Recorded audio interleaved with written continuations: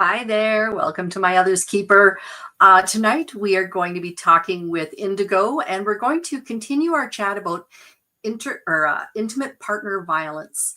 And I know those are all words that I'm not supposed to be able to say, but that's we're not monetized, so I don't have to worry about that. Anyway, so again, welcome to My Other's Keeper.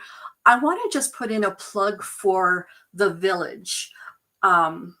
Or in YouTube, it's called That Village. I'm putting the email for That Village. It's thatvillage143@gmail.com. And what this community is for is creators who don't seem to have a place for support, for community, for a safe space to say their part. Anybody is welcome into this village as long as they're not spreading hate, and it would have to be actively spreading hate. I am a Christian. People who are not Christians, more than welcome. I have political beliefs. Anybody else has political beliefs and wants to talk about it on their channel, welcome.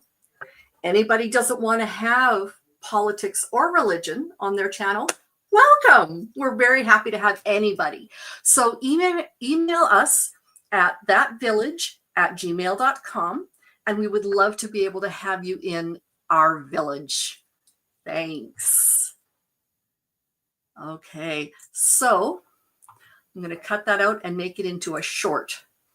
But for right now, we're waiting for not Body, hello Body Illusion, and Crystal and Daniel, and who else is here?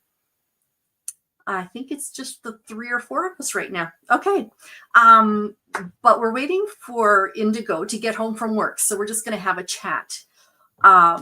So what is it that you would like to know or would like to say about intimate partner violence that we either haven't covered, you would like us to cover, or that you feel that you might have a specific bent on that or experience that we haven't had? I watched Body Illusion's video today. Powerful. Talking about not being hit. Right. She wasn't being hit. Right. Yeah, it definitely teared me up. A lot of people don't think of slapping as hitting. They don't think if you're not being hit or slapped or physically touched in any way, that can't be intimate partner violence. Well, emotional violence 9 times out of 10 will become physical violence later on in the relationship. So when you've got 9 out of 10 chances that emotional will turn into physical violence, that's not something you want to mess around with. That is something you definitely want to stay away from. It is something that, as a young woman, I was engaged when I was 17 or 18 years old. I was dating and got engaged to a man who was about 23. And he was 5.5 years older than me. So he figured that all of the problems that I had were little girl high school problems. And they weren't really mature people problems. So he didn't have to live with them or deal with them. And he made me feel like I was less than. I was not worthy of undivided attention. I was not worthy of his attention. Isn't quite the right word. I wasn't worthy of being his focus, I think. He would always choose his other friend's word over mine because he had known them longer. Why should he believe me over them? And I'm like, well, let's see. I'm the one you're saying you want to spend the rest of your life with. Let's maybe build some trust. And he didn't see it that way. So sometimes the verbal and emotional abuse is almost worse than if you're getting hit or slapped. Absolutely. Because those scars don't show, right? Those scars, they are there much longer than physical bruises and broken limbs. And yeah, there will be scars, etc., physical scars, or if you've had a broken limb, it will not necessarily heal exactly to its original form, but it looks like it's gone away. Just like the emotional scars, they will look like they've gone away.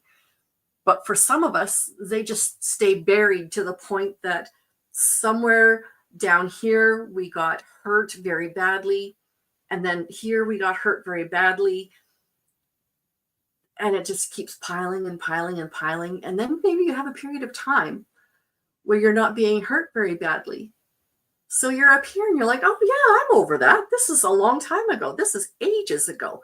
But remember, we were stacking one on top of the other on top of the other, right? And then there's this space that creates the illusion of healing.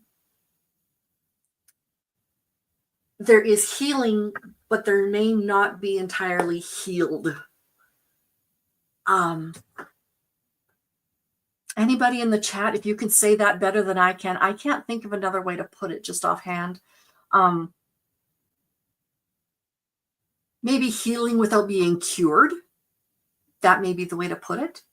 So you can have your pain and your injuries and your abuses. And then with that space in here, there's healing. That is correct. There's healing. But there's not a cure because you're still got that level of broken down here.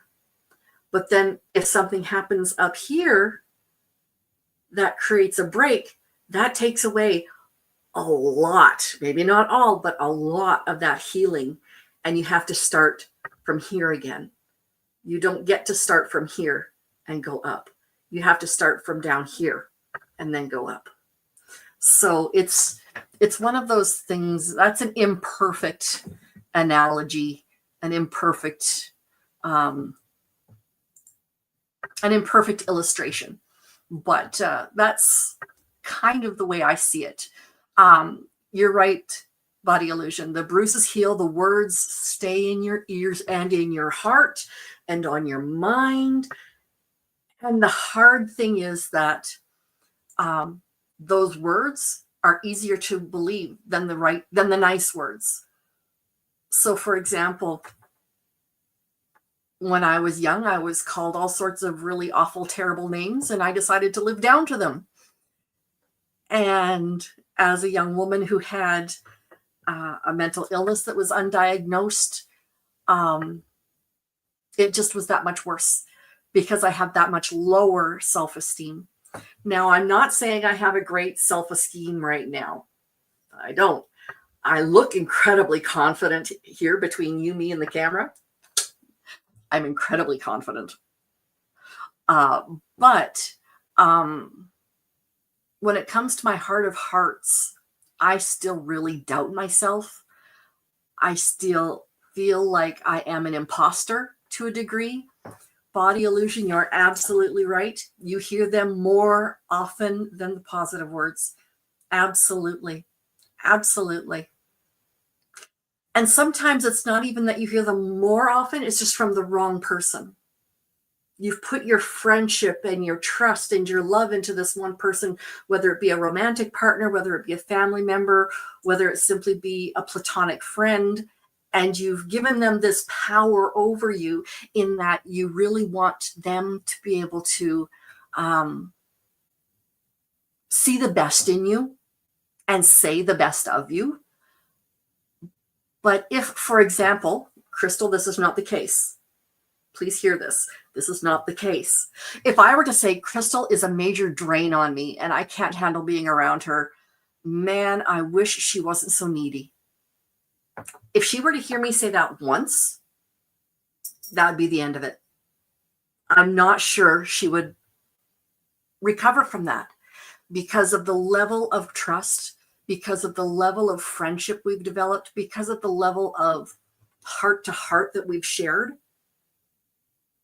That is something that even if I wasn't telling the truth and I was talking to somebody behind her back or something like that, and I said that kind of untrue thing to kind of get in with that other person, totally stupid, terrible, awful, terrible things to say. And no truth of a word, no truth in those words, even a little bit.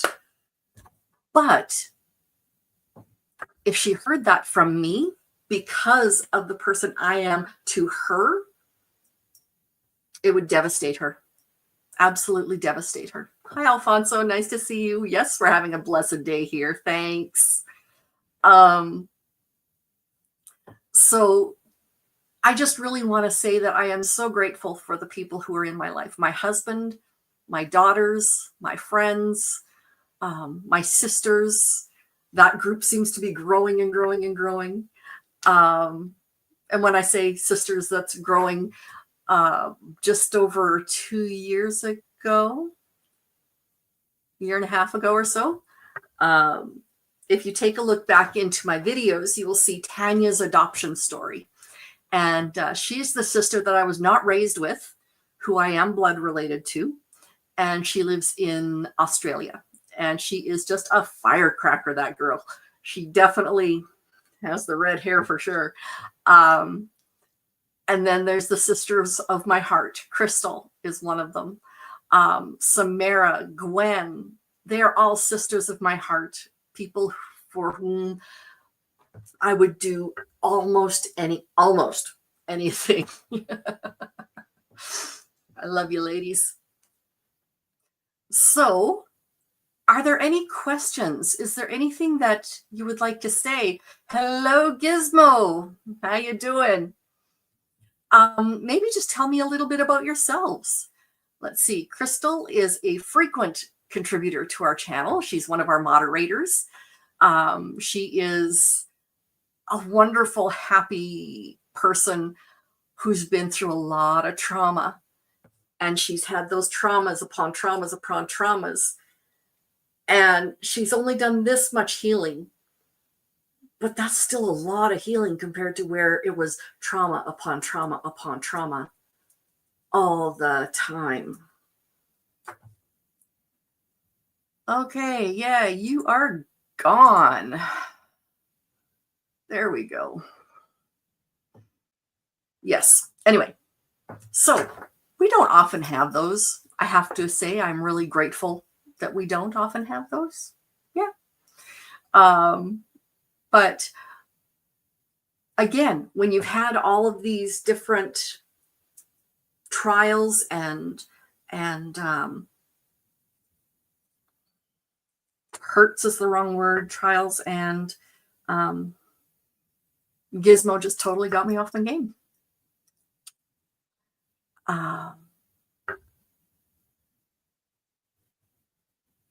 When you've had abuse of the soul, not just abuse of the body, that's something big to try to heal from. So many people will have seen some of my story from back in the day. So let me just tell you a little bit. I was raised in a home that was very dysfunctional. My dad was, no, it doesn't take a day to become broke. It won't take a day to unbreak. That's for sure. Absolutely. Yep. And sometimes even if it does take just that one day, the shatter is so complete that becoming unbroken may not be an option.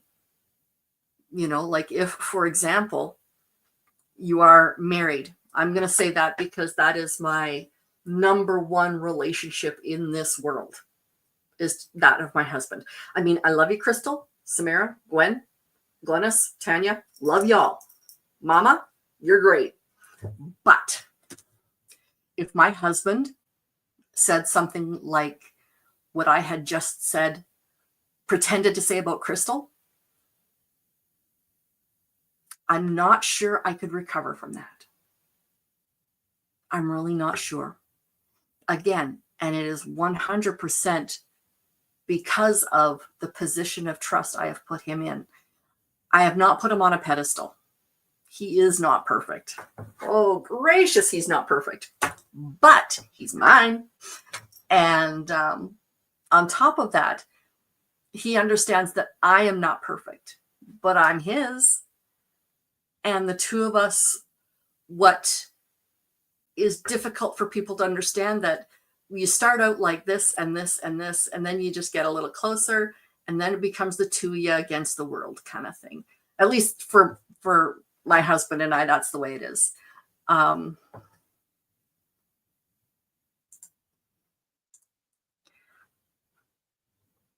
Okay. Crystal, if you could keep an eye out for any time a gizmo any sort comes in and just ban them, I'd appreciate that. Anyways, so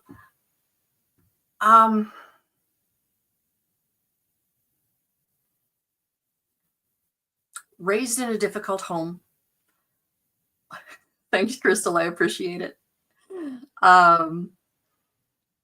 My parents were married for 18 years or so. And in that period of time, my dad started out my life as an RCMP officer, so a Royal Canadian Mounted Police officer. He messed around on my mom from before they were married and all throughout. And he was just generally not a great guy. In those periods of time, there were times when he really was a great dad, and he was loving, and he would throw me up in the air, and he would take us for walks, and he would tickle until you couldn't breathe. That wasn't so great. But he also did this great little magic trick. I remember being like 3 years old and him stuffing a washcloth in his mouth and then pulling the washcloth out of his belly button. I was absolutely transfixed. What can I say? I was 3. But I loved that magic trick. And then came the abuse. It started with grooming, especially my sister, my oldest sister. And it became eventually sexual abuse for many, many years. By that time, he was no longer an RCMP officer. He had been fired from that. Now, if you know how hard it is to get fired from the Royal Canadian Mounted Police, you know how screwed up this guy had to be. But he got fired from them. And he eventually went to Bible school and became a pastor. This is part of the story I don't frequently talk about. My dad was a pastor of a Baptist church, which is how I met Crystal.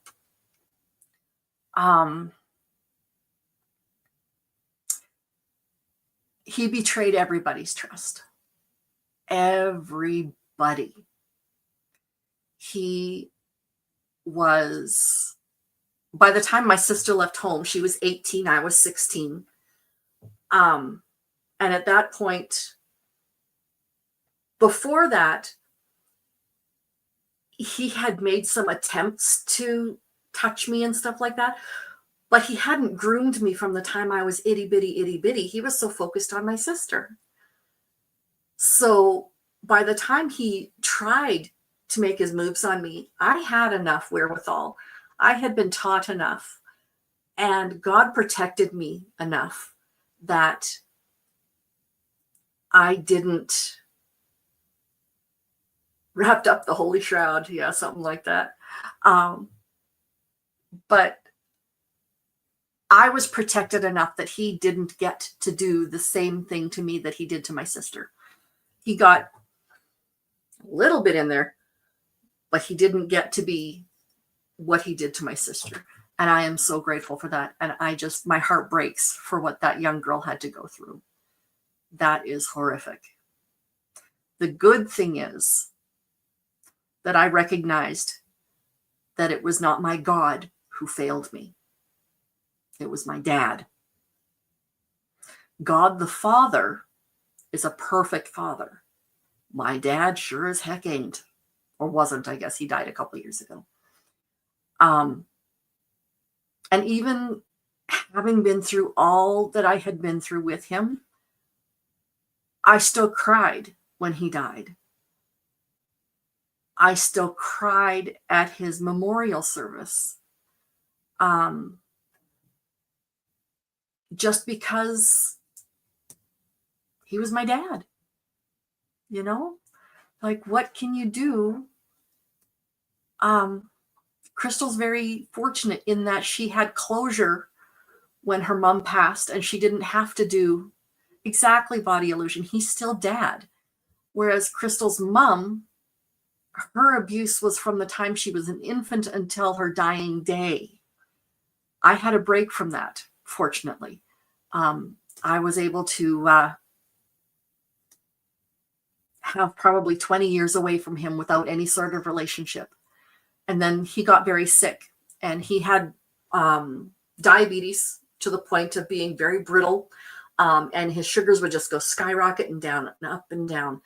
And at one point, Thanksgiving 2012, he had an extreme low, and he ended up vomiting and aspirating the vomit, and he nearly died. He was in the hospital in the city where he lived.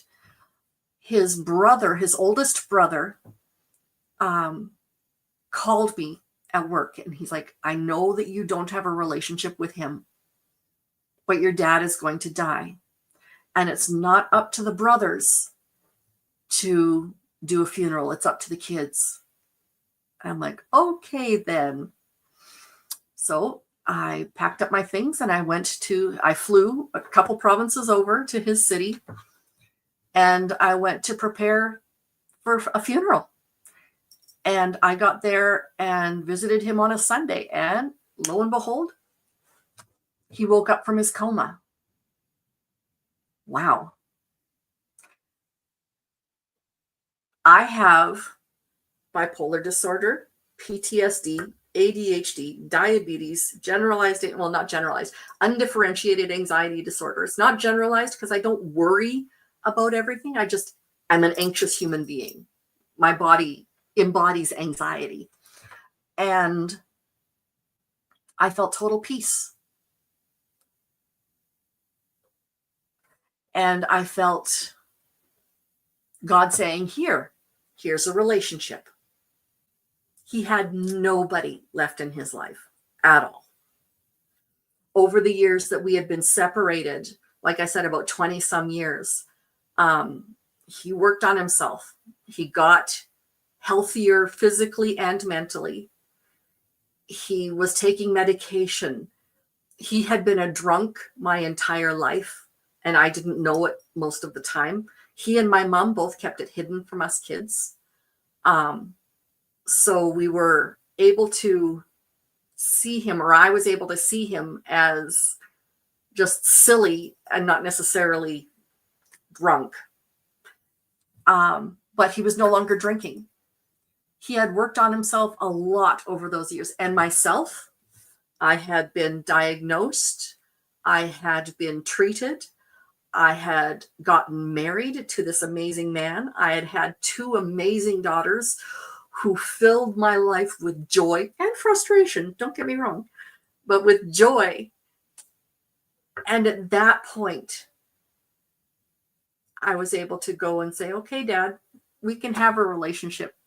So we did for the next 10 years. He survived another 9.5 years, actually, after that. His death was on his birthday was in November. His death was in February.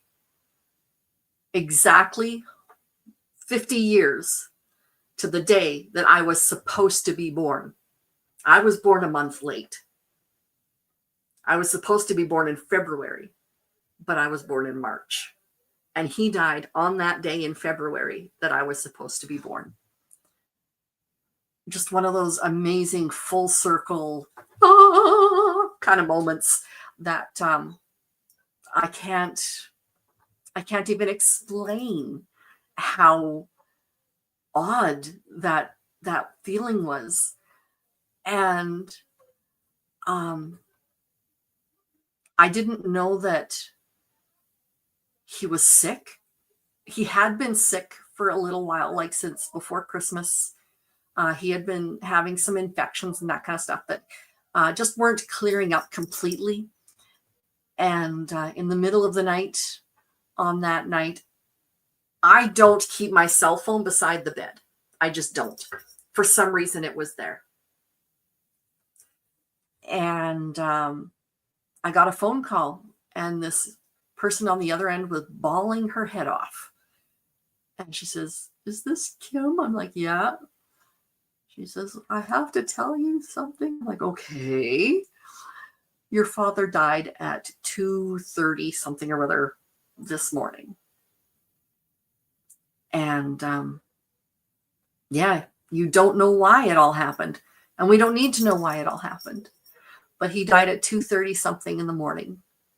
I'm like, "Oh, okay." Apparently he and this nurse, she was one of the very, very few nurses he actually got along with.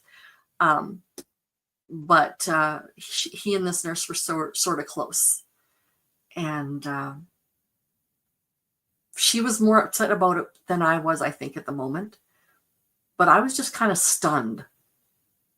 Like, really? Is this? I know it's real because it is his care home who phoned. He was living in a care home for quite a few years after he got older. So he was still being cared for, but it just didn't occur to me. I guess maybe not occur. I guess it didn't hit me the same way until a few hours later. But I hung up the phone and I told my husband what had happened, and he gave me a great big hug. And he said, "Honey, I am so sorry." I said, "Thank you very much. I appreciate that." Within about 10 minutes, "Mom, if you're watching this, I'm still sorry." I phoned my mom in a couple provinces over, and I told my mom. When I was 16 years old, my parents split up. My dad got arrested for his abuse. And this was in the little town where Crystal grew up. And my mom and I left, and we moved to a place where she grew up. And her oldest brother lived just a couple hours away, and her dad lived just half an hour away, and that kind of thing. So she and I moved up to this small city. And in the period of time that we lived there, we were all each other had. So it was 100% on brand, I guess, for me to tell my mom everything. So middle of the night, I phoned her. I told her what was going on. And then I realized, "Mom, sorry, I shouldn't have dumped that on you." And she's like, "Kimmy, don't worry about it. It's okay." Because she and I just have this relationship. I cannot explain it. Anyway, so having borne my soul to y'all, I thank you for listening. Hi, Brian. Nice to see you. Oh, Indigo was here. Now she's gone.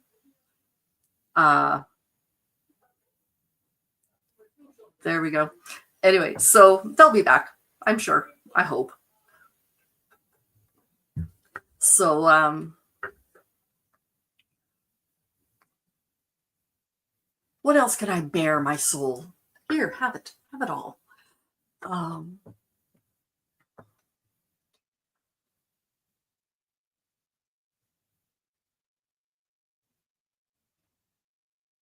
You're very welcome, Body Illusion. I'm going to turn on Indigo Twin here. Hello, my friend. Hello, how are you? I'm doing okay. How are you? I'm good. Good. It has just occurred to me, because I can now hear you, that I have not been talking into a microphone at all. And I'm really hoping people could hear me. Oh no. Okay, so I'm going to do this. Hopefully it doesn't kick me out if I try to hit connect to the chat like I did a second ago. Let's see. There we go. Okay. There. Can you hear me any better than you could a minute ago? Yes, you're very clear. Okay. Okay. So all of that was the fuzzy non-reality of my... No, I'm kidding. Psych. Oz, right? The black and white before you hit the land of Oz. Exactly. Thanks, Don. I appreciate that. Um, so how you doing? You just got I'm home from good. work, so I yeah, did, yes. It wasn't as bad good. traffic as I was expecting, which is good. Ah, okay, okay, There's construction somewhere further than the point that I live. And so usually it okay. backs up traffic pretty bad, but we got a Mm-hmm. faster route home this time. So, Oh, that's good. yeah. Okay. So, what happened to your neck, my friend? Oh, I got a mole biopsy, but the band-aid they put on me didn't agree with me, I guess. So it made like an imprint, Oh, did a it ever? band-aid. Yeah. Wow. Are you It allergic to looked latex or something? you know what? I don't know because if I did, it's a really new allergy. Or if I Mm. am, it's like within the last 2 to 3 years. But I think it was likely because I picked the mole and then they biopsied it, then they put a Band-Aid on it. Then they told me to wash it and put a new Band-Aid on it within 24 hours. So I think the area is Mm. just like, stop touching Irritated. me. Yeah. But I'm Yeah, pale, so it looks like way worse than it is. I know, right? And like under the Band-Aid, a hole is healing because they biopsied it. So it's not like I can cover it with makeup. Did they at least stitch it? I think so. Or Like maybe they use one like stitch? glue or like goop. I don't know, Yeah, medical goop. that's the technical term. Yes, The it is. medical goop. Yes. Yes, Yeah, I've heard that's a real term that doctors use when they talk to they you. So, do. you know, They do. yeah. They're like, I'm just gonna put some goop on here and Yeah. I had a mole biopsied on which cheek was it? I think it was this cheek. There's a yeah. tiny little divot. I don't know if you can see it, but there's a tiny little divot under there somewhere Well, that luckily your glasses hide it and sometimes light reflects off glasses. So, well, see, the unfortunately, problem was all my it was recent rubbing biopsies have been against on my my neck. glasses. Oh, that's That uncomfortable. that wasn't fun. And then every time I looked down, there was this lump I was looking at. I And then went it in started for a changing. different mole and they're like, that mole is benign, I guess, but we'll Mm. take the one off your neck because that's more solid. And I was like, okay, but I've had this other one longer and it changed colors. They're like, yeah, but it's benign for now, so you're good. And I was like, okay. So Body illusion. Why are you telling us this story? It's a hickey. I like it. Yes. We won't tell her the truth. So I yeah, mean, that's who gave it to me? I don't remember it. hey, you dissociate every now and then, don't you? That would be pretty bad disassociation. Oh yeah. Hi, Misha. Glad you're here. So, as with, I had started this off today talking about the village, Mhm. the YouTube space. There's a Facebook space called The Village or That Village. No, it's not. It's called Ned Keepers. So, awakened, Ned, Keepers, my other's keeper. Yes, I need to. Oh, nice. I need to get the link for that so I could add it to my links. Yes, absolutely. And so on the YouTube channel, Mish, could you please put up a link to the YouTube channel for we are that village, I believe is what it's called. We are that village.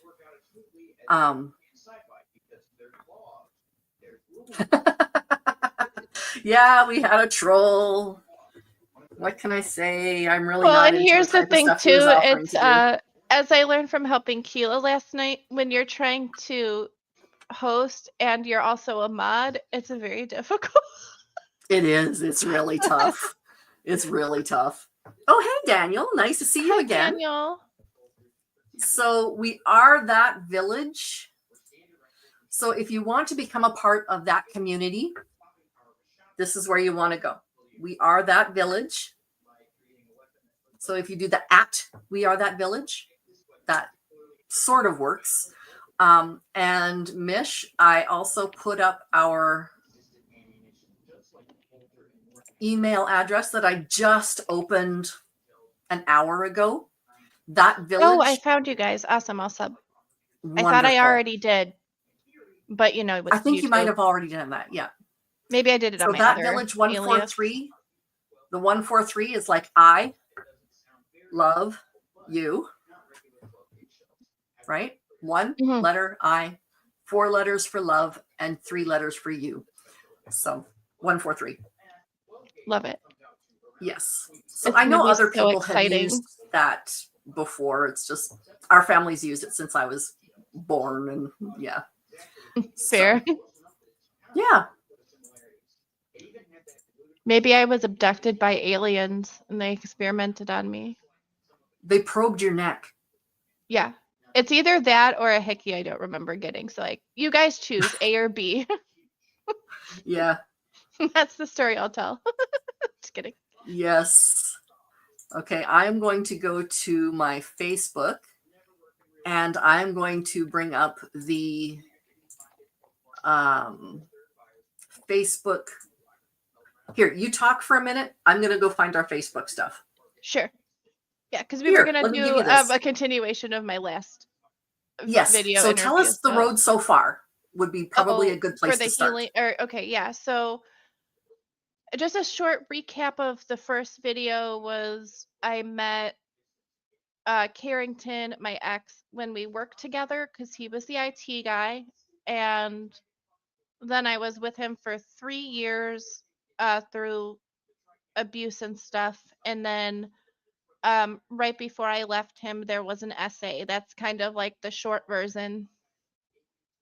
How about C, all of the above? That's kind of like the condensed version of the other video. I would probably say like the year that I lived by myself after I left him, which took about 4 months for me to find somewhere. So I lived with my parents for like 4 months after that. Um, was really intense because I was working night shifts, but also living by myself. So it was interesting to kind of figure out who I was and try to process everything. But within that time, like while all this is happening, he's trying to go to my friends and say like I stole money from him, that I cheated on him, that I'm crazy. So I had to do like a lot of damage control, and it made me think about um a red flag I didn't notice until after I had been away from him for a while is he would talk about his ex before me like she was crazy. Like she just had outbursts for no reason, and like there was no reason at all for her to, you know, like fight with him, and like everything came out of nowhere and everything. And I look back now and I think like maybe that could be true. Obviously, I didn't know him when he was with his ex, but the fact that he also tried to paint me in that light made me rethink maybe she wasn't as crazy as he said she was.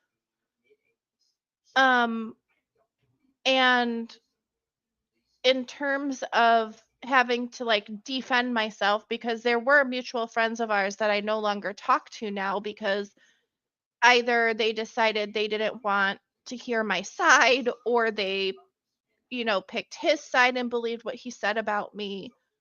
Um, and I had to come to terms with the fact that maybe those people weren't really my friends to begin with, because I'm pretty open with my friends and people around me, like what's going on with my relationship. I mean, to a degree, I'm not like giving details about my sex life or anything like that to my friends, but I do kind of tell them, like, oh, we hit a hard patch and maybe I could run something by you and you can let me know. Because around the time I was starting to pull away too, like another red flag was every time I would try to call him out, he would kind of be like, that's not what happened.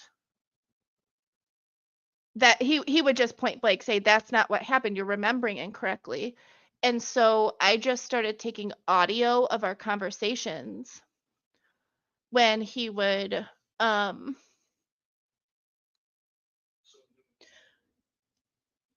yeah, Misha, that's exactly right. It hurts so bad having to defend ourselves against something we aren't is a double hurt. Exactly. And so I had friends coming to me being like, we blocked him, don't worry. And because he kind of decided that I stole from him, even though the money he claimed I stole from him was actually our rent money. So I didn't steal it. I just literally paid our rent.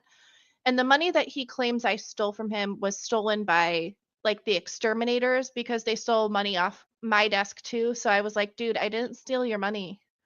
Why would I steal your money when I'm working like 10 days straight? You know, like I have a job and you don't. Like, why would I steal your money? It doesn't make any sense.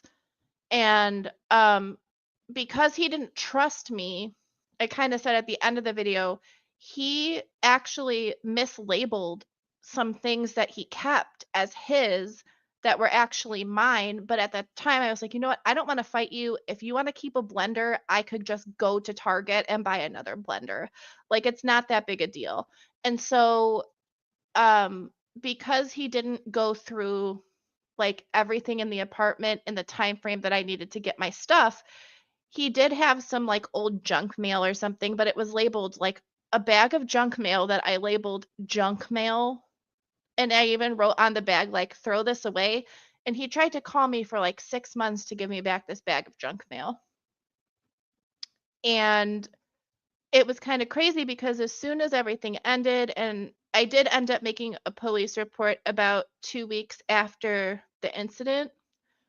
And kind of when I went in to do that, the reason I didn't go right away to do that, which is the cops did ask me, why didn't you come in sooner? Why didn't you call us sooner? And I was like, well, I had to like get a new place to live. I had to transfer my job. I had to get, you know, I had to get out of the situation I was in.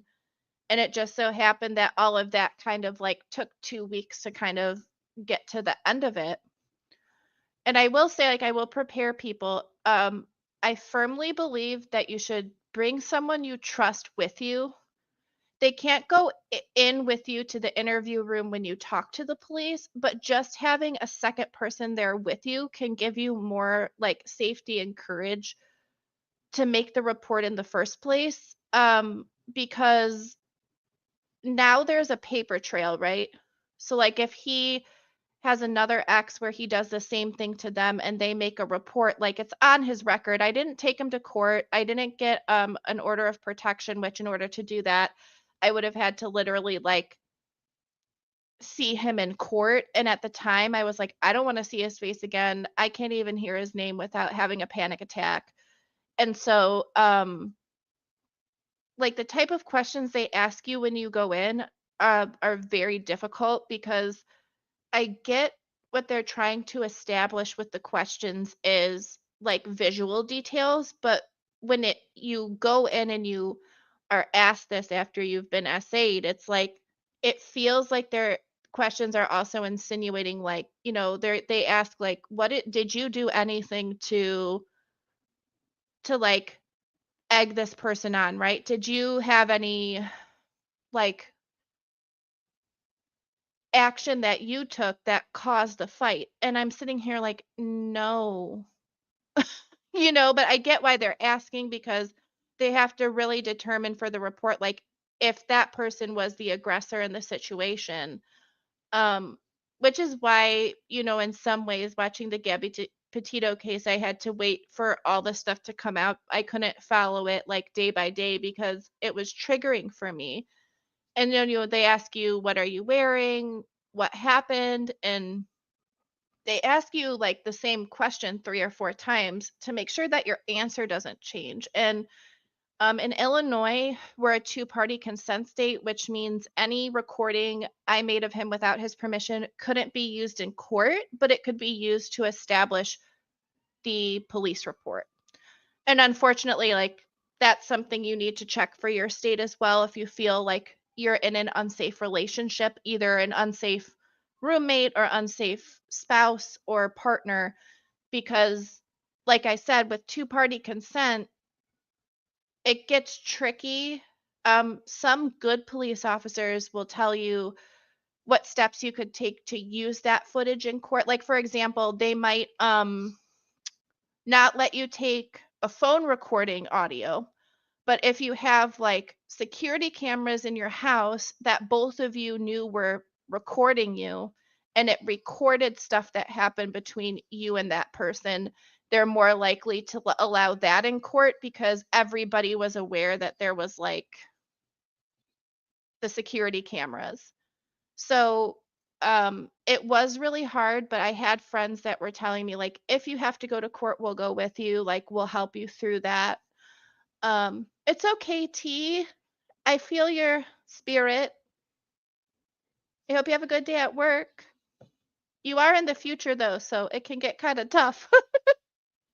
But I hope you have a good day. Um, so there's a couple of things I would say to write down to look at your state laws. First of all, what is your state's definition of SA and rape? Unfortunately, these definitions and laws are not federally um, set in stone. And so it's up to each state to define those terms. And so knowing what those definitions are can be helpful because if you're going through a situation and you're not sure, at least you can look that up. And then also, like I said, you know, are you a two-party consent state? If you're not, then you could use whatever audio or video you took in court probably without an issue. But that's some challenges in Illinois that we face because we're a two-party consent state. And I also believe um, if now now post 2018, which is the year that I lived alone and kind of like left Carrington. Now in Illinois, if you can prove that you're leaving an abusive situation, you don't have to pay the fee to break your lease. So in fact, if your landlord tries to, I would look that up in your state as well. Like, what's your lease breaking fee? So this is another thing financially. Can you afford a storage unit? Like if you just have to pick up and leave and store yourself and crash on someone's couch, like how much does a storage unit cost? Do you have to pay a fee to break your lease early? Some states don't have that protection in their rules at all. So that's like an extra financial strain. If you have a car, do you have enough in savings to pay your insurance and to renew your license if you need to, like if you leave the situation you're in? Do you own your car? Are you the sole owner of the car or are you dual owners with the person? Because people who manipulate you will use every excuse to try to maintain that control over you when you're leaving. And it gets the worst when you leave, statistically speaking, for men and women, generally, gender non-specific. Like when you leave an abusive person, it's the most dangerous time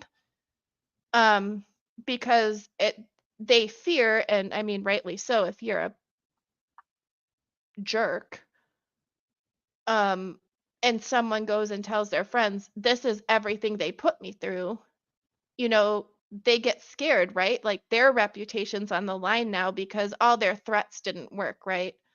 So, is your car in your possession and I don't know if you guys have toll bars that when you go through the tollway, they read the money off it.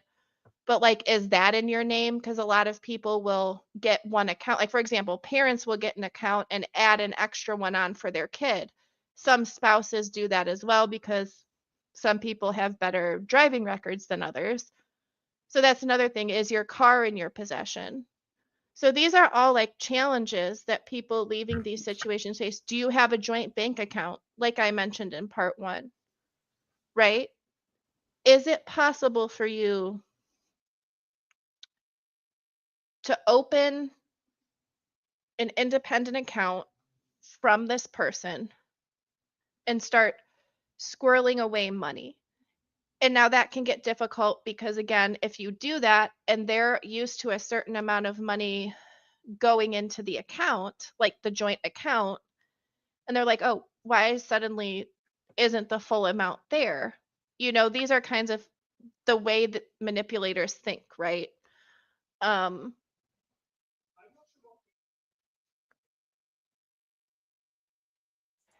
yeah, that's a great point from Misha. All the different aspects we have to go through to leave. Most of us are creatures of habit. If we go from the frying pan, are we just jumping into the fire?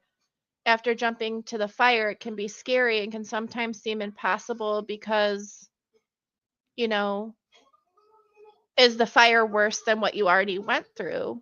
And it's hard to trust other people when they say they have your back. And the thing is none of my friends said they had my back. They physically showed it. That's awesome. Like my friends Yeah.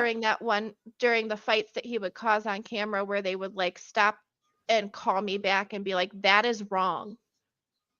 Like my friends like, do you need me to wire you money to leave? Like how much money? One of my friends was like, I'll just give you all the money you need to leave this situation. And in that point I was like, I knew their situation and I was like, I don't want to put you and your kids at risk because Hmm.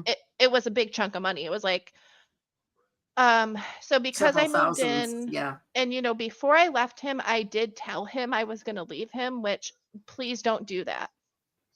As hard as it is to have a friend there or a family member that you're doing it in secret, please Hmm. do because that escalated things so much worse.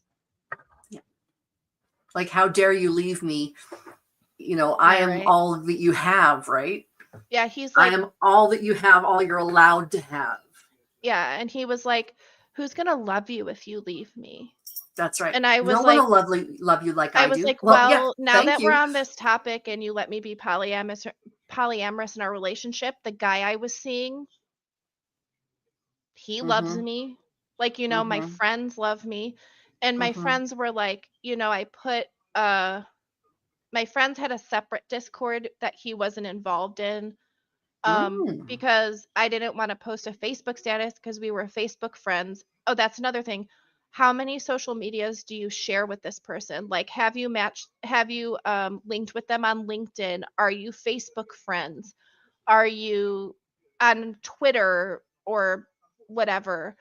Um, because keeping a track of all the accounts that they know your handle on, if you're not going to change your screen handle, then you have to block them on every single platform.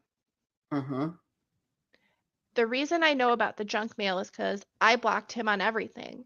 I unfriended him, I unfollowed him, I blocked him on everything, I blocked him from my phone. And so he contacted my mom to be like, I have things they didn't get. And I was like, how manipulative is that? He goes, I don't trust you to know what's yours, so I'm going to decide what's yours or not. And didn't That bother to sounds about give me right. those things that were mine until 6 months after I left. Hmm. And so in this Yeah. thought process, and then right after that, I was stalked 2 separate times by 2 separate people. And at that time, I was like, I guess this is my life. Like, It's like we have this victim written across our forehead in invisible ink that only and predators can see, right? it makes me livid that state laws are reactive. Yep. They're even reactive with okay, so there's different states define order of protection and Mm. restraining order. As my state, it's 2 separate things. Level 1 is like a restraining order where you take them to court and you're like, I don't want them here with me. An order of protection adds more detail. Like I don't want them within 50 miles of me when I'm in anywhere, or you can get very detailed with like how they have to stay away from you. Like I don't Right. want him contacting this person, this person, this person. Absolutely. Like I don't want him contacting my fave 5 because they're my Yeah. closest friends. Which he Yeah. did. He tried to find out where I was living. And my friends at the time were like, "Does he know where you live?" And I'm like, "No." But as soon as I knew he was trying to find that out, every time I saw a car that was like as low to the ground as his, that had the same like level of headlights and color, I was like, what's the license plate? That's another thing that I wrote down when I dated him, not because I thought anything was going to happen, but because I was like, we need to keep track of our license plates and stuff because we both need to get like village stickers and insurance and all Mm. this. But I had Hmm. wrote down his license plate and model of his car, and I had it in my brain. And so anytime I saw a car that I thought was his, I looked at the license plate. I was like, okay, it's not him. But I'm on edge now because every time, and I lived alone and I worked nights. So I would be coming home like late at night in the dark, basically. And I had Wow. friends that were my like, this is why I don't turn my location off on my phone because I've been stalked twice as well. And so I have Hmm. friends who I share my location with. And Hmm. then also, so they know like, oh, you've got home from work. Yep. Because you never know what level someone's going to go to find you.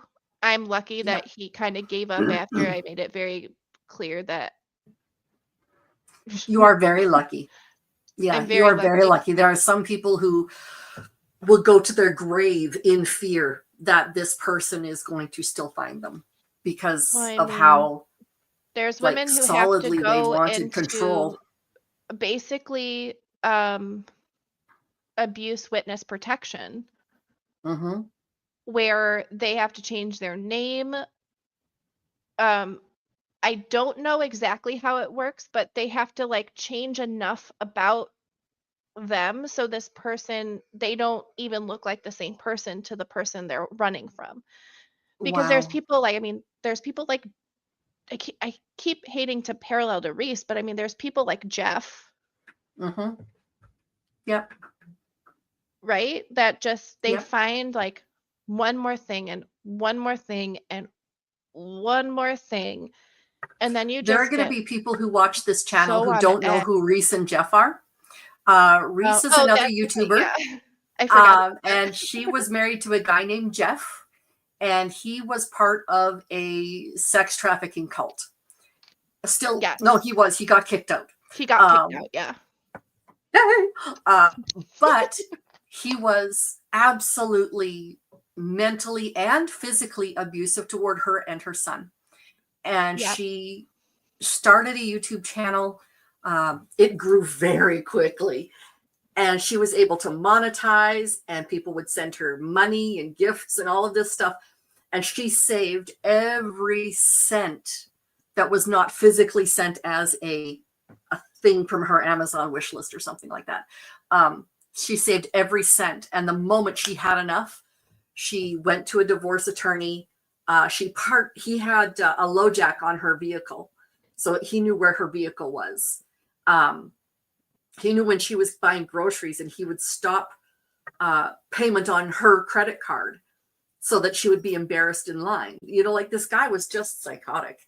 No, he wasn't Yeah. psychotic. He knew exactly what he was doing. There's a difference.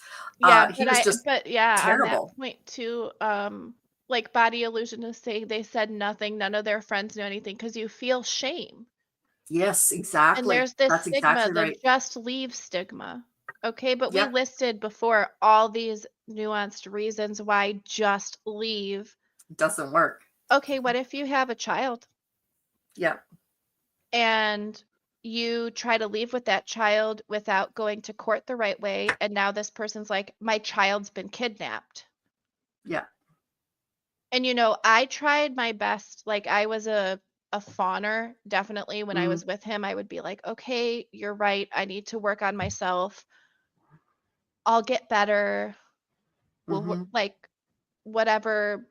And then he would calm down. But it's like if you have kids, like I mean, also pets, like there's been a lot of stories of people who were like, this guy or a woman was super abusive and they took my pet from me, like as a last F Mm-hmm. you, like on top of all the crap they put you Yep. through and all the Yep. alienation and isolation and self-doubt. And that shame is a big word. And I just want to say, like, I I kind of faced it from a logical perspective, and I think I'm just now in 2024 starting to hit the emotional walls that I like hid from myself, right? Mm-hmm. Because I was like, okay, logically, I am being abused. Logically, I have to leave. Logically, this Right. guy is bananas with extra nuts on top. Like, all these things in my head. And Absolutely. um I think that's how I cope with trauma is to just look at the logic, but you can't because your body keeps the score, right? Like that book, I can't remember the author, but a lot of people in our community have read it, who have also gotten like the shots, the Yes. DSR shots. It's It's like, called The Invisible Machine. yes, but there's also And another book called Your Body Keeps the Score. yes, yes, And that's an it's excellent one. it's Yep. true, and I mean, I still feel it today, like, even kind of, like, sharing my story more and more, I do feel my body kind of, like, having those chemical Absolutely. reactions of, like, fear and intense tensing up and everything, and the thing about shame is it's not anything. How do I phrase this? So, it's not that anyone in my life told me I had something to be ashamed of, but Right. I paid attention in high school when we did the class section on abusive relationships. I tried to, yes, Dr.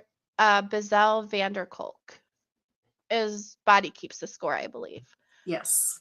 But, I'm like, I watched all these videos. I helped other people I cared about out of similar situations. Why didn't I see the flags? Like, what was wrong in my brain that I justified it or that I thought we could work through it? And, that's Oh, not but you fair. see, That's not fair to you're the me. strong one. You're the helper. You're the healer. How dare you be in a bad relationship? You can't be in a bad relationship because you're the fixer. Yep. I've heard that in therapy, actually.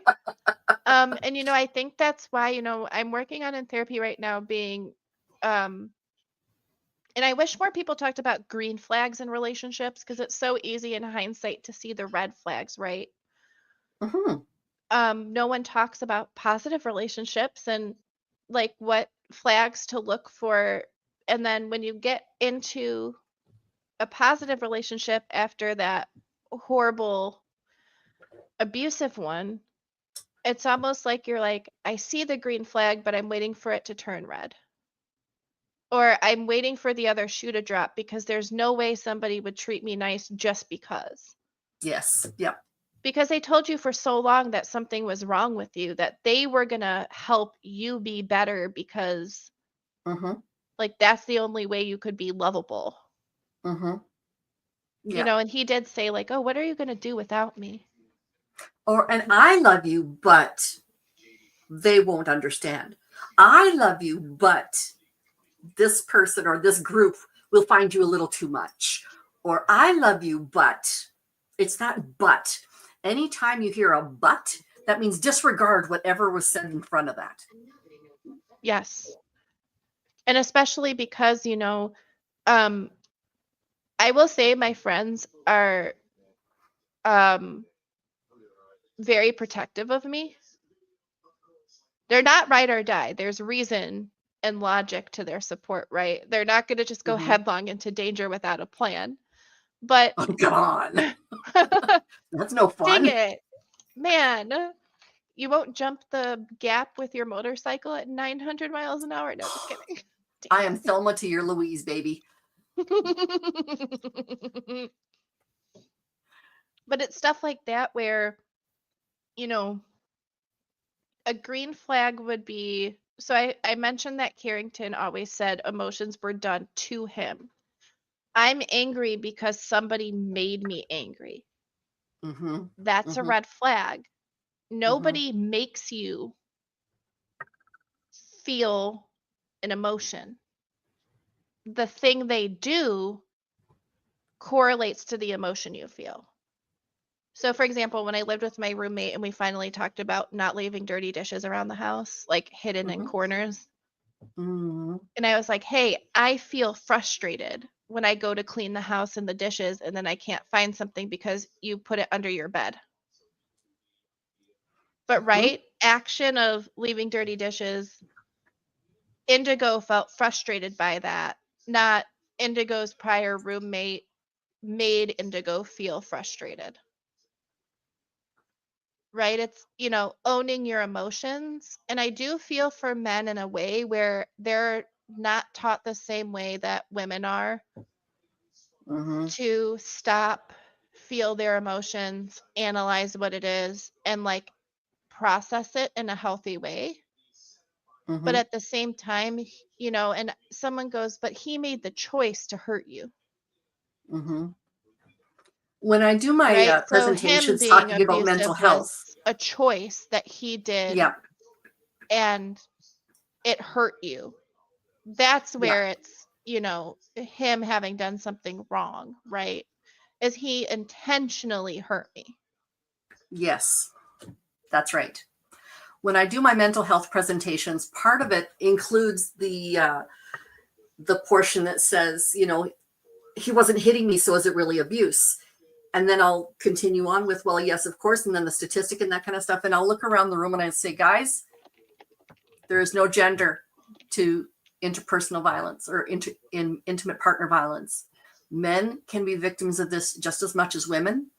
You know the girl who will sit there and slap their boyfriend upside the head and tell him what an idiot he is because he bought the wrong kind of pop. You know the girl who will do blah, blah, blah, blah. She won't change any more than a guy will change, given those exact same types of things. So just know that regardless the gender you are, the gender that you present as, the gender you or the non-gender specific that you are or present as, any human being, anybody with a nose, right? And a few people without noses. I know some And people so, who've had like, to have surgery. Yeah. like red flag emotions are done to them. Green flag, they feel an emotion because they correlate it with a direct action. I would say another thing is red flag, shooting you down when you try to hold them accountable. Yes. That's big in that dynamic where it's all Indigo's fault. And Carrington has like no wrongdoing. Right. Yeah. Right? The green flag of that would be someone being like, sorry, I didn't do the dishes today like I said I would, but I'll do them tomorrow. Or even green flag, them just cooking dinner so that when I get home, I can throw something in the microwave rather than holding it against me that I work nights and then also not making dinner for yourself. And that, you know what I mean? Where he would be like, but I wanted to wait for you and eat together. And I'm like, that's impractical. You can't eat dinner at 1 a.m. It's really not good for your gut health. Not good for your digestion. It's not. And I know because I would do that, I'd be so starving. And, because I was on my feet working as a barista for, a coffee place that's really popular. Like I became known at the McDonald's near my apartment as chicken nugget girl because I would be like, because chicken nuggets are something they can throw in late at night. Sometimes they stop serving like chicken at 10 or they don't do the like Big Mac or some of the meat stuff later at night. And so I would come and I would be like, they would be like, we have it ready for you. And I was like, oh man, you guys are awesome. I'm a regular at McDonald's. I have a particular coffee shop that I go to regularly. I have probably 4 of them, 4 locations, same coffee shop. Probably similar to the one you're a barista at, maybe, perhaps, could be. Anyway, Could be. Yeah. um, could be. Could be. I'm not addicted much. I'm just addicted to the cups. Oh my Anyways. gosh. Okay, so I was proud of myself because I went through my house and I was like, okay, here's a pile of stuff to donate, which included like 6 cups. And then when I went to a different doctor's appointment, I saw a new Christmas cup and I was like, I need a water cup. And I brought it home and my roommate was like, you have 10 water cups. And I was like, I used to have 20.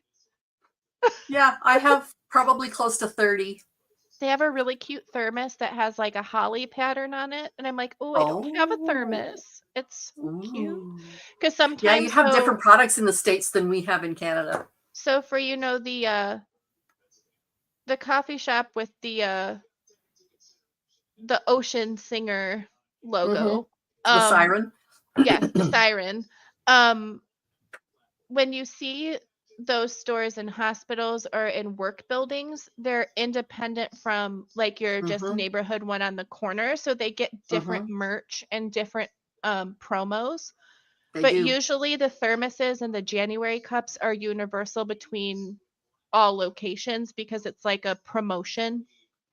Yeah.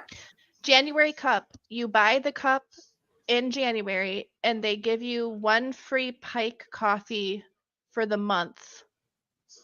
Like you Hmm. can reuse the cup to get a discounted coffee the whole month of January. That's a US thing. That's definitely not up here. Yeah, that's So definitely. If you tried to take coffee away from people in the US, I feel like we might riot. Like not me, not me. I've had to cut back a lot, but I feel like most people are like, "What do you mean I you're have closed?" decaf. Same. But Yes, yeah, and like absolutely. um another thing would be like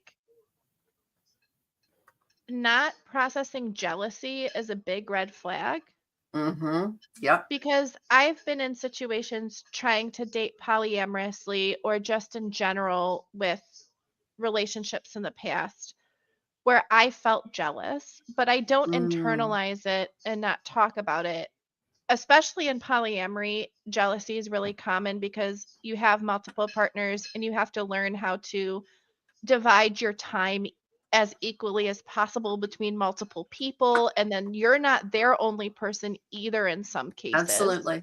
unless they're your nesting partner. So, nesting partner is like the more nuanced term for like the person you live with, or maybe you're even married and have an open Mm-hmm. marriage or open long term relationship. And then Mm-hmm. you have multiple partners, and the partners that are your multiple have multiple partners. So, That's just and too even confusing for friendships. me. I Yeah. don't I was told there'd be no math, No, no. I was you just know, I was just and putting it life out was there so like much easier friendship when I was too, just keeping track of one. right? Then that was But in yeah. terms of like friends too, like he would get jealous when I spent time Yes. like a whole night with like my best friend since first grade. And I'm like, well, Oh, she's my best absolutely. friend since first grade Yep. and she's Yep. free That's the tonight. same with my ex.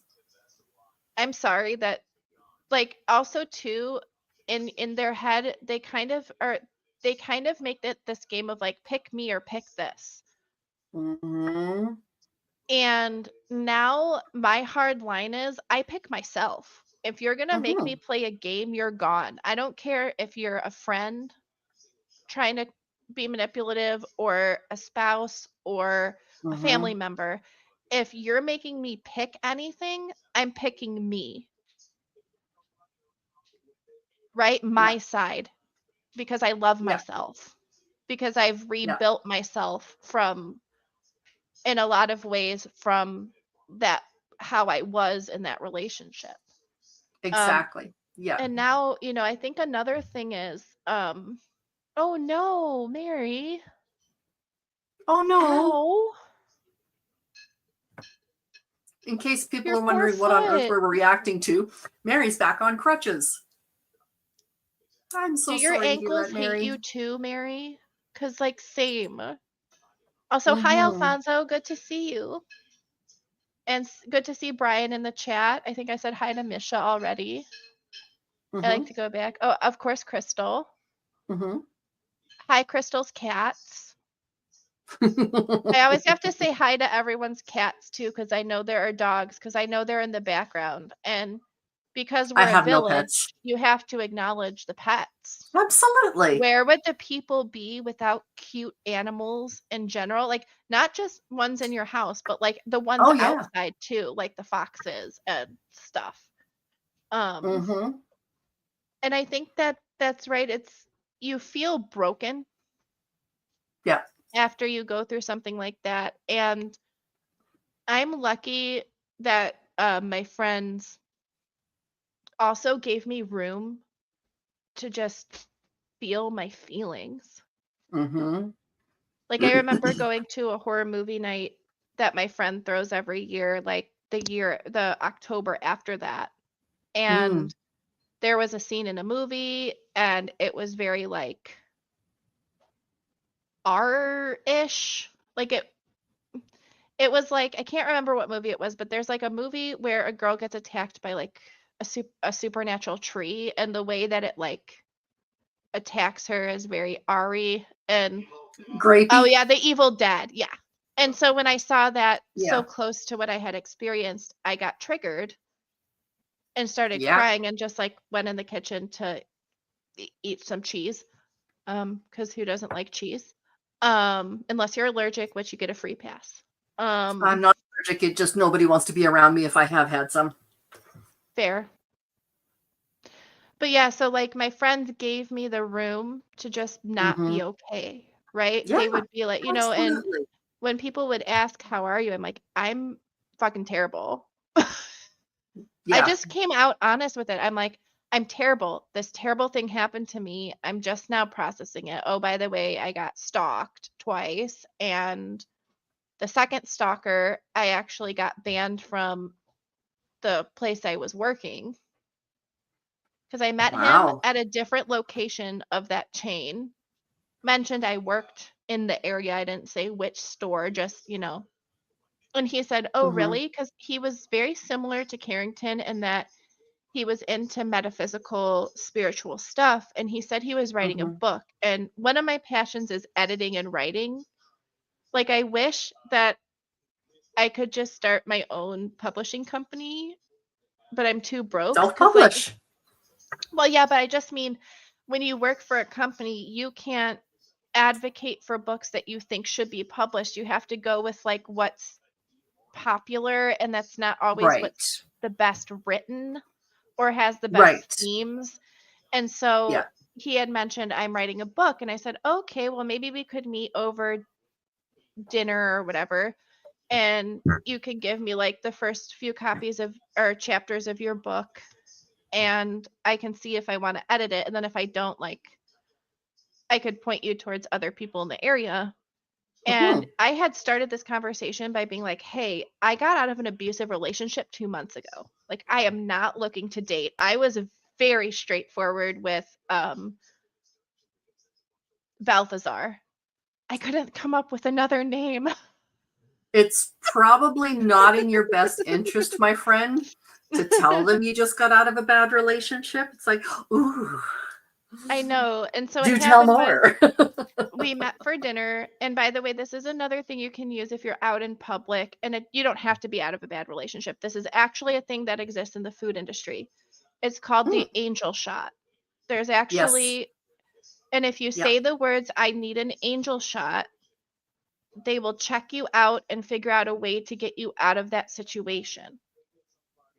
So we met for dinner. He didn't bring the chapters of his book. Not Right. even sure he was writing it, but you know what I mean. Not even sure he was Yeah. actually writing one. Yeah. But all during dinner, he's like, "We have such a deep connection," and I'm like, "Ugh." I'm like, I might throw up my chicken Alfredo. Like, No doubt. no. Yes. So he goes to the bathroom, and I flag down my waitress, and I'm like, "I need an angel shot, and I'll just pay for the meal." Their credit card Mm-hmm. machine went down Mm. for like 10 minutes.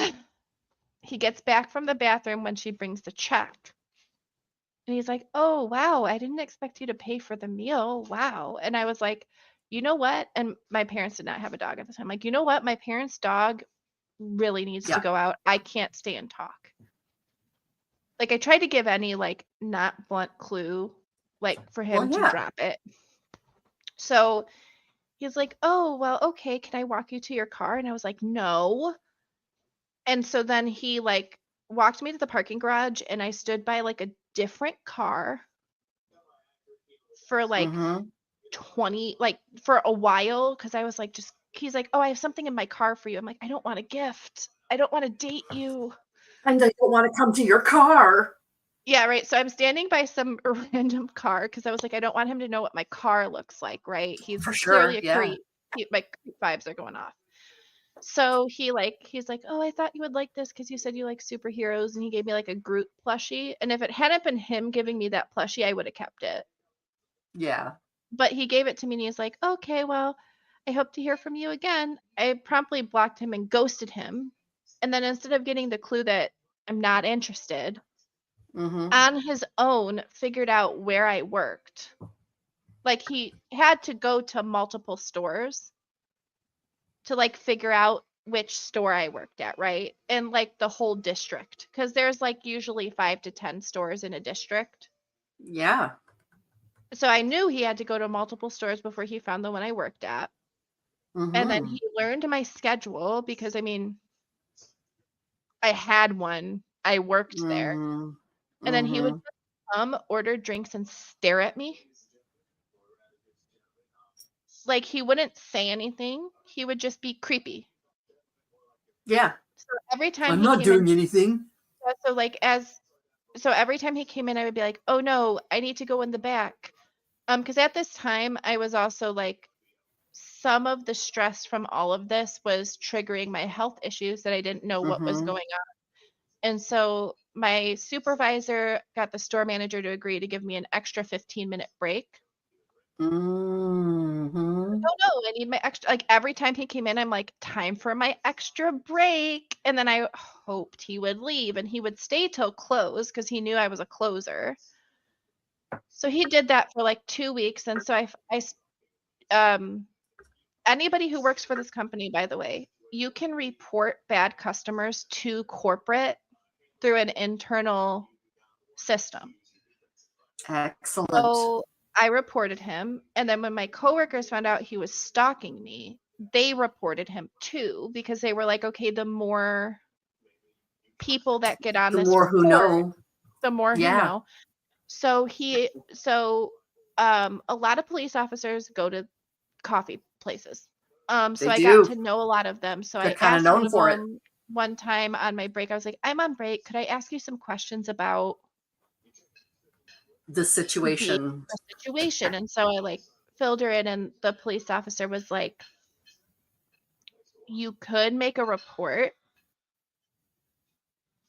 Unfortunately, until he does something because of the way the Yeah. law is worded, not because she agrees with the law, right? Right. Like the way Right. the law is worded is that they have to physically do something threatening before we can arrest them. Because Mm-hmm. for some reason, figuring out your schedule and stalking you is not enough. Like, this is why I'm saying the law is reactive. It You should is. be able to Absolutely, you're right. react at the point where I said no to him on something that wasn't even supposed to be a date, and then he stalked me. That should have been enough, in my Oh, opinion. yeah.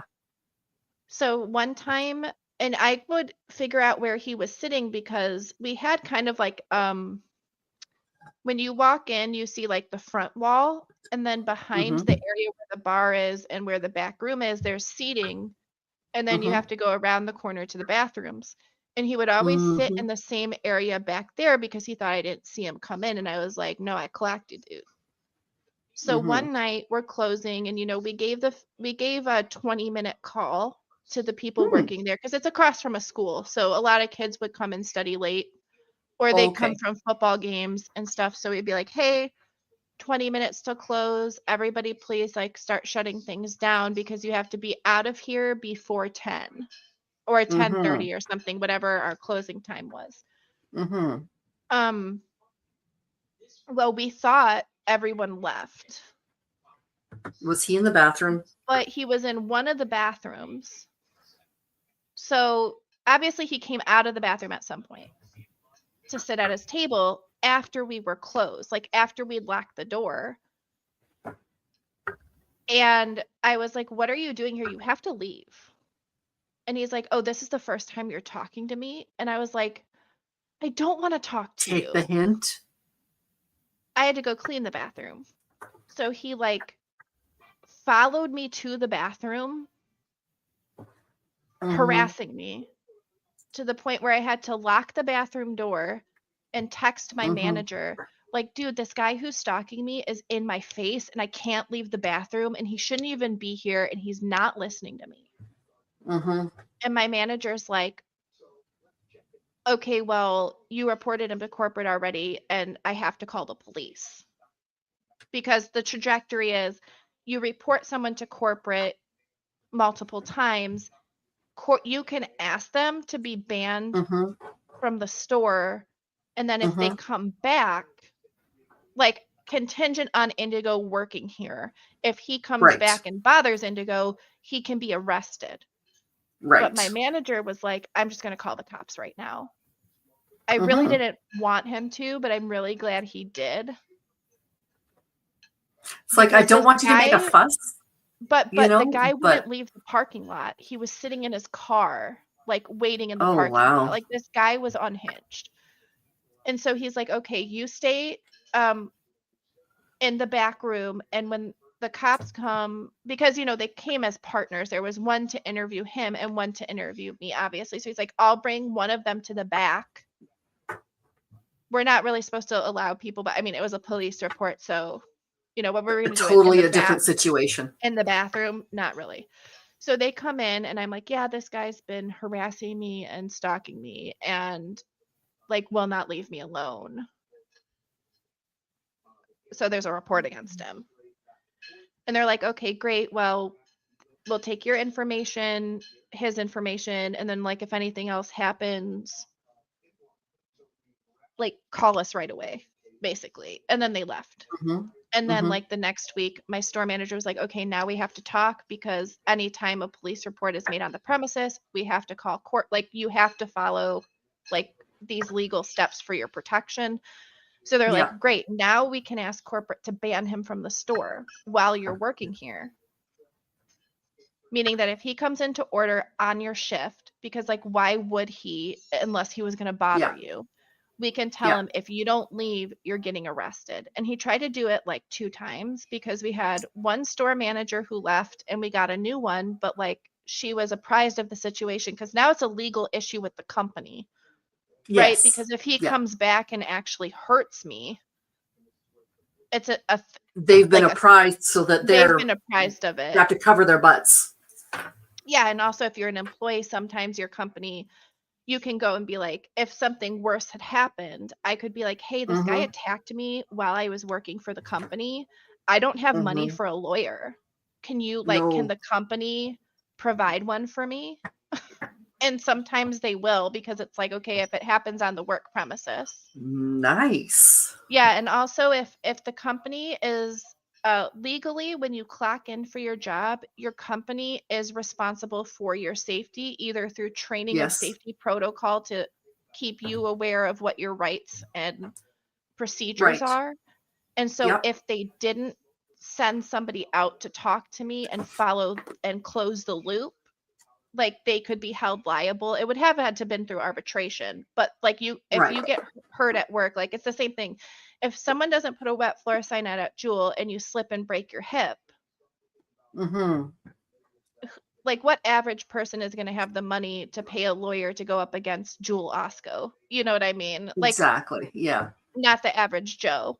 So it's just knowing those rules. Like read your employee handbook, by the way, when you're at your company. And hold them accountable. Because Starbucks is like, we have zero tolerance for that between workers. And we want to try to keep I was trying to keep their name out of it, but it slipped. But you know what I mean? And so having experienced that, now I know how to log. Absolutely. Because, it's on me to log him stalking me. Like, I have to prove he's causing distress. And it did. I would disassociate, and my poor sweet manager would be like, why are you so spacey? Why can't you focus? And I'm like, I didn't know what disassociation was at the time until Oh, I yeah. found a channel that talked about DID. And then I was like, wait a minute. I do that, but I don't have another person in there. I just kind Right. of like black out essentially. Yeah. Yeah. And so once they knew that, and then he was banned for a long while, and I can't remember what the exact reason was of him like coming back in the store, but I had told he had left for a very long period of time. But Mm-hmm. this is why these people are so dangerous is I got Mm-hmm. comfortable, he wasn't around, I got relaxed. And then shortly before I moved to another store, again, a different store, Mm-hmm. he came back. And I told my manager, my stalker's back, I can't work here. Like, he's not supposed Yeah. to be here. Even if No. he's not interacting with me, like, he's banned while I work here. And she's like, okay, I'll get Oh, you a yeah. transfer. She's like, I'll get you a transfer. Absolutely. So I was like, okay, cool, thanks. Mm-hmm. But yeah, that And was at that point, wild. you know not to say, by the way, I'm being transferred. Bye. Yeah. I was just like, I don't exist. I'm a figment of your imagination. It's like Yeah. that Simpsons where he's like, I'm going to the basement. And you're just like off screen. But yeah, and then I would, because cops go to coffee places and you become aware of regulars and stuff when you work somewhere, Absolutely. like take the extra step just to talk to them. Most of them are really nice and do Mm-hmm. take their job seriously for your protection as Mm-hmm. well. So if they know there's a problem, like say I knew them by name, I knew their regular order was. Like I would see them Mm-hmm. park and have it ready, right? That's the kind of like flow you get when you work at places like that for a long time. Even diners have regulars, you Yep. know what I mean? And so after a while, it was like, one girl would come in and she'd be like, "Oh, want to see my wedding dress? Is that guy still bothering you?" And I'd be like, "Oh, this is a cute dress. No, not right now." So it's like you're part of the community and you have coworkers Yeah. that are a community to you to support you through that. And Yes. I worked with I was the only female looking person on my team at night for a while. It was like me and three dudes. And Oh, so they're like, wow. "Is that guy bothering you?" And I'm like, "I think he's intimidated because you guys are dudes." Awesome. Yeah. Okay, Keela, your 20-year-old just had was it her car or her cat backed Oh over? no. I'm It says sorry, Keela. car, but R and T are right beside each other. So They are. And regardless, please give your Keela's 20-year-old my one-handed right best. now.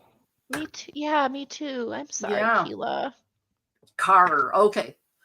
Okay, so it's her car. Good. Oh, Much got better than backed little meow into. meow. Oh, her car got backed into or in an Yes. accident. Probably backed into, Oh, is would be she my okay? guess. Yeah. Okay. I Well, hope she's Keela, I'm so okay. glad you're here. Yes, I Um, am too. yes. And Brian's the same for everybody. We're sending good vibes, good thoughts, good everything good. Yes. So, yes. So here is a link to your YouTube channel. Yes, it's me. That's you. My cute little colorful And icon. we have our local resident poet, Brian. Oh my He gosh, is so is good. she He okay is though? so good. Pardon? She said a BMW, a Land Rover backed over. Oh, Like, wow. is she okay? Was she in the car? Good question. Pertinent questions. Not to grill Pertinent you or question. anything, but Absolutely. No, she wasn't in it, okay. thank goodness. Okay. Absolutely. Right. That's great. Yes. So at least it's just a thing, right? It's a few years ago, my husband and I were we were having a financial issue, and we were just really stressed. And of course, in your own relationship, this becomes this big thing. And we were in church, and this other couple, each of them had been diagnosed with a different type of cancer. Oh no, And that's my husband really looked at hard. me, and I looked at him, and I'm like, thank you. It's only money. That's the issue right now. And it's sorted itself out, as Yeah. they generally do.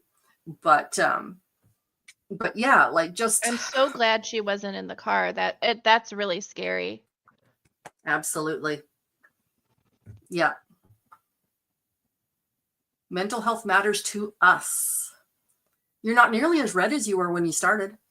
I know. I'm wondering if the Band-Aid's not sticking. I might have to put another Band-Aid over the Band-Aid. Yeah. I mean, because they did a square one originally, and then they were Mm-hmm. like, you can't take a shower right away. Like, you can't get your neck wet until Mm-hmm. after 24 hours. And then I guess it was Just take a wet irritating. washcloth and go around and do your thing. Yeah. Or I could So, like sit in the yeah. tub, but not like hunker down like I normally do. Yeah. But yes, I You just can want to only say get wet to really quick, here, not here. that Keela's channel, I don't know if you've stopped by Mental Health Matters before. I was there the other night. You were, yes. Yes. It's a blur. Once we got the show going, I was like, whew. But I'm glad we're all making these connections, because I think it's that whole Absolutely. village concept back again, right? Like, we're each focusing on Yeah. different corners or topics or a variety of connections. So it's And really if you look awesome. down in the corner on the YouTube channel, you'll see a little picture that says The Village.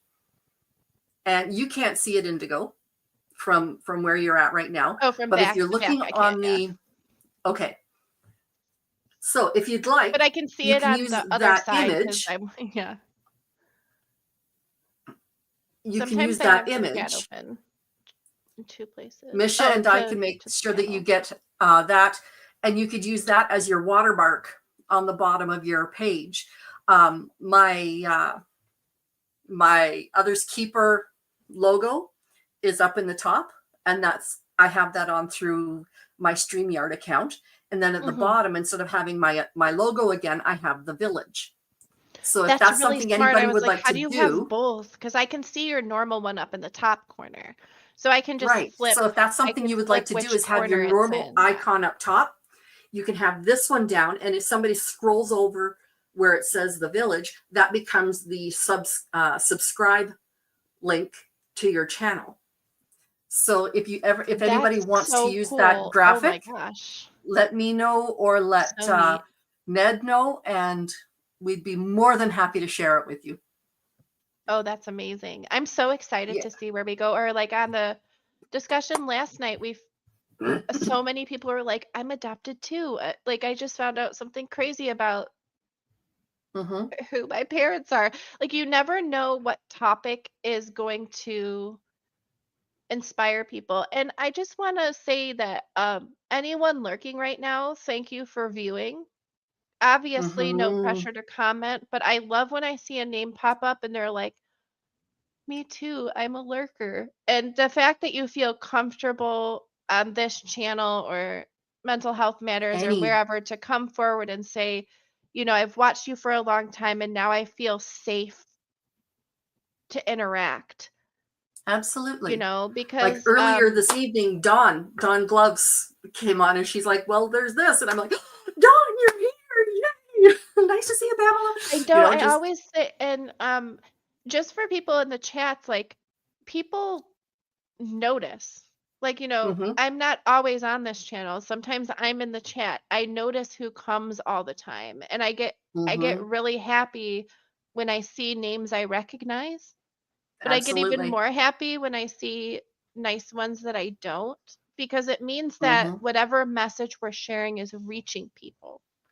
Whether Yes, or not they absolutely. comment or like or subscribe, and it's really what you're comfortable with on your healing journey. That's another thing. Nobody can tell you how to heal. That's right. Personally, It's so individual. right? Personally, I feel I'm not at a part in my journey yet where I can forgive Carrington for what he did, Yeah. but I'm not letting anger and, you know, shame like dominate my Hmm. mind anymore. I'm being a lot nicer Absolutely. to myself through that. And I think that's the thing is everybody has different circumstances that lead them to a situation. Hmm. And you said earlier about being a fixer. One of my multiple therapists have told me, Hmm. you want to help people, you want to help fix things, but that can be Hmm. toxic. Hmm. If someone didn't ask for your help, throwing Absolutely. what you think is helpful at them is stressful because they weren't prepared to be helped or they didn't acknowledge there was And an that may issue not be, that that's needs right. to be helped, That's right. and especially with abuse or um medical trauma or stuff like that where it like kind of haunts you for a while. It's very Hmm. hard to, when people tell me something bad that's happened to them, Hmm. the first words out of my mouth is that really sucks. Hmm.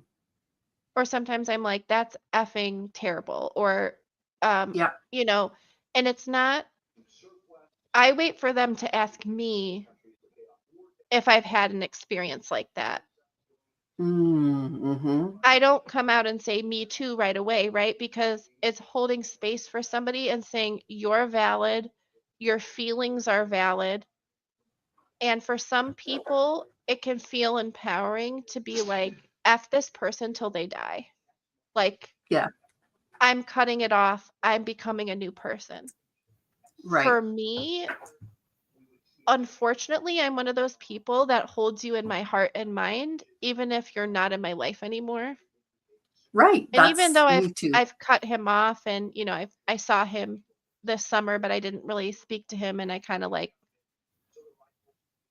was glad he didn't actually try to come up to me and talk to me. Um Oh yeah. I put out the fuck off vibes and it was great. Um but like Yeah. yeah, I was like no, but like it's important for people to know that there's no wrong way to heal or to Hmm. interpret your situation and how you feel about it. Hmm. That's not for anyone else to decide. Yeah. And I get frustrated sometimes when a side of me, even when stuff happened with Carrington, I went to my friends and I'm like, I'm not asking you to choose. Right. This is what happened. And my friends are like, well, F him because we've known you Yeah. since you were like 3 through 16. Like, you know, Yes. but I also try because I'm a fixer by nature and I don't want my friends to be fighting or to be in intense disagreement that causes stress. But I've Hmm. noticed that like the part of me now that grew from these experiences was telling people, I'm not equipped to help you with this. I'm both of your friends. If you want a non-biased opinion to help you with this situation, it's not me. That's right. And if you're going to ask me to Yeah. choose between you, I mean, there are certain situations where I will choose because I feel like it's like if you were abused by this person Yes. There are certain or things that are non-negotiables. if they put you at like serious risk for your life or something, then I'm like, okay, Or yeah, no, serious screw physical that. or mental health. Exactly. And that's the other thing Right. is abuse has layers and Hmm. modern society is just starting to understand that emotional and psychological are two different layers Hmm. as well as physical and emotional. Yeah. It's like a Venn diagram with these four things and they cross over and they intermingle. And that's where you get the Hmm. nuance and the tough part of that because I didn't just lose Carrington. No. I lost his family. We were together for 4 years. I loved his Hmm. parents. I Yeah. enjoyed hanging out. Him and his cousin and me really clicked. I thought I Mhm. wanted to marry him. Like, there were all these dreams and like I was very serious about it. Mhm. And so it's like I didn't Absolutely. just mourn losing myself. I mean, I lost 4 years with somebody I fell in love with. And one of the That's biggest right. things I had to mourn was, and I still don't know the answer to this question, did he ever love me? Mhm. I don't think I'll ever know the answer to that question because he didn't act like it 3/4 of the time. He may have loved you the only way he knew how, and that was in relationship to himself. Do you know Yeah. what I mean? Or what he wanted, like what he wanted me to be or what he Yeah. envisioned. And I don't remember Yeah. what chat I was in or if it was an offline one I had with a friend, but it was with Mandy. We were Mm. talking about how people are get into their head this very specific image of who their perfect person and what their perfect life looks like. And if you deviate Ah. for a single second off of that perfect image, right? Mhm. It throws off somebody, whether or not, like we were talking specifically about disabled people and how it can be Mhm. difficult for them to find people to genuinely love them. Mhm. Um, hmm. It says there's a recording error.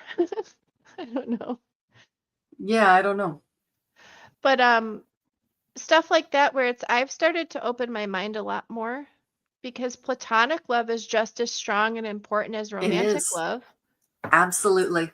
Familial love, there's family love, friend love, romantic love, and sometimes your friends are your family. That's right. They're your chosen family. Um, And yeah. So, yeah. I am going to call it a day for the moment, sounds good. but but there's always a but. On the 26th, something you mentioned made me think that we need to do this. On the 26th, I would love to have a panel discussion on forgiveness. What it Is looks it like to us. what day is That's a that? Tuesday. Oh, the Tuesday before Thanksgiving. Yes. Okay, cool. I just needed to like visualize a calendar for a second. Oh, Yep. forgiveness, Thanksgiving. Okay, yeah, that will work for me. I'll be home then. Okay. So we'll put Indigo in there. Um, I'll give my mom and my sisters a chance to see if they Mish is want so to. excited. Me too, me Oh, you're too. doing that one too, are you? Okay, I Misha. just want to Okay. say really quick before we stop, I agree with I think it's probably Misha talking to oh, it's reflection. Yeah, that's Misha. Mm. Um, what people say to you when you're in that situation isn't who you are as a person. You're almost always better as a person than they are making you seem. But on the flip side of that, words do have power. And I think the more that I heard, um, we love you, and the more that people just accepted how I felt about my situation, the more I could see that what he said was wrong. But I just wanted to really quickly say that. And I say anyone in the chat who's been through an abusive relationship, you are a warrior. Yeah. You are lovable for who you are. Yeah. And that is not a negotiable topic. And if you want to fight me about it, I will gladly tell you you're wrong every time. Exactly. Yes. But yeah, I just wanted to leave with that message of hope is that like you are a lovable person. Look at all the love you get from this community. How Absolutely. wrong was And we he? I don't mean, love or nobodies, she, right? or they. Like all the Yeah. manipulators say is no one will love you, and look how wrong they were. And look how far you came. When you get discouraged, look how far you have come already. And write down Mm-hmm. what you've been through. It will show you visually that you are worth it. Absolutely. Thank you for that final thought. That's I the final thought. appreciate you, my friend. You as well. Okay, Indigo. So right now I have Indigo, Misha, Crystal, Keela, and Brian coming on. That's 6 of us total. I think that's probably a good amount. And we will do that on the 26th at 6 p.m. Central Standard Time. If you have to be late, that's okay. We'll have other people to fill in. Be proud of being yourself because everyone else is taken. I like that, Mary. Yes, I agree with that one. That's a good one. But yeah, I think that's great. On the 26th, so what's going to happen is I am going to send those of you who've agreed to come on that show at 5:30 p.m. on the 26th Central Standard Time. I will send you each a link to the StreamYard channel, and then we will all go on and be live hopefully at about 6. And by say about 6, I mean like within a minute or two. I like to be on time. Yeah. And I'll be home around probably like 6:11 because that's usually I pre-book my ride by 5:40, so I should be here by 6:11. So. Oh, perfect. Okay. Yeah. All righty. Thank you, my friend. Have a great night, everybody. And I will see everybody on this coming Thursday. We have David, you might remember from Mac's channel, or when Mac was on with me the other day, we were talking about treatment that worked. Mac was on. We had a number of different, trying to remember which day it was. Maybe it was when Misha was on talking about the village. Anyways, David is going to be on. He's going to be talking about the Love Ray Company. So if you want to take a look at the Love Ray Company, he would like to tell us what it's all about. So I will see you all then, and I will talk to you later. Bye. Bye.